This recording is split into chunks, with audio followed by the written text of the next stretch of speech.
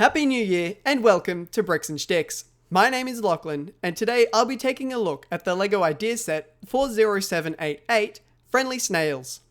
This set was a limited time gift with purchase between the 1st and the 7th of July 2025 with any purchases above $260 dues or 160 Freedom Eagles. It is recommended for ages 18 and over, even though it only has 264 pieces.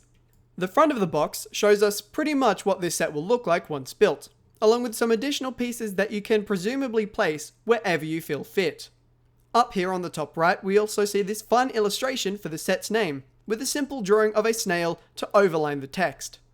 If we take a look at the side of the box, we can see the two included snails, this time off the base of the build, as well as the LEGO logo, which as a rarity is not shown on the top of the box.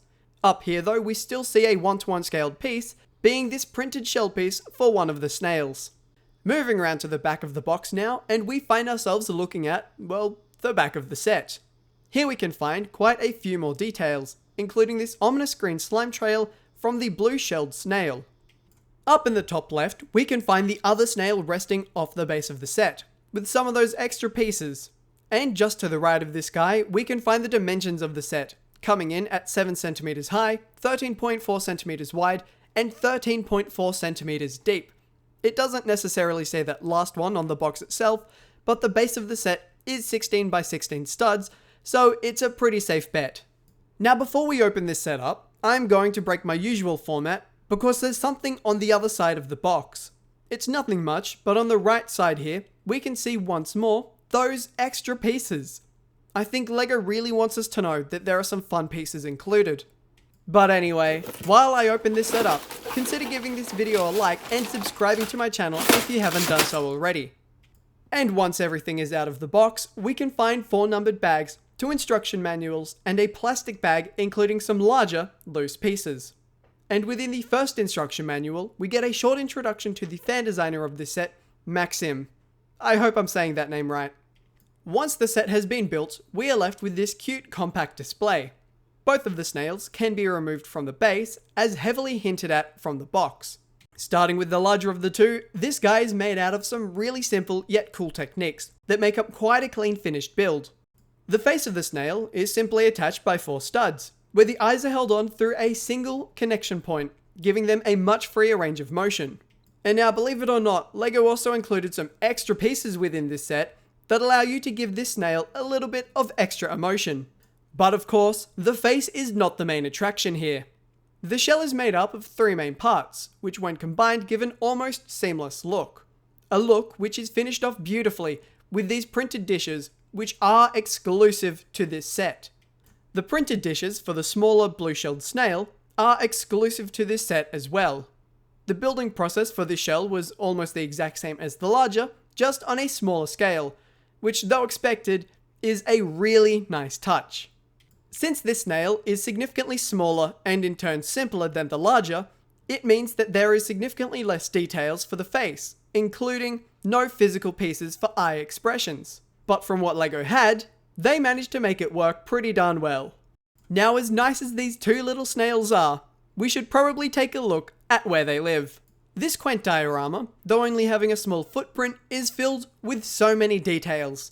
The majority of the ground is a combination of dirt, grass, and some lichen or moss, with a few small pebbles across the grassy floor and some plants, such as these ferns and flowers. On the front face of the log, we can see a small transparent stud with a bee printed on it, with a red and white mushroom sitting on the top of the log. And if we move our way down the log, we see some moss coverage as well as a small plant growing from the side of it.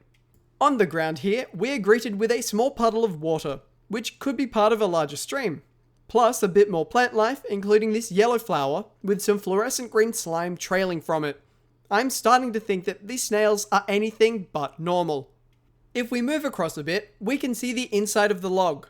However this tree fell down, it certainly was not a clean cut. We also see what seems to be an acorn hanging onto the side of the tree, next to this larger sized bush. On the other side of that bush, we find a large stone which seems to have been split by the force of the tree during its fall.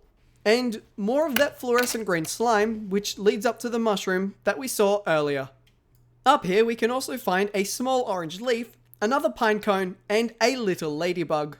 But as nice as this scene is, it does feel rather empty without the snails. And even without instructions, I'm sure you know where these guys belong. Those slime trails lead exactly to where the snails sit. And with the snails, it certainly does look a lot more complete. But I feel like there's still something missing. The extra parts that LEGO was so excited to show us on the box is what I would say if they were actually missing. Throughout the building process, LEGO gets you to attach all of them to the set at one point or another.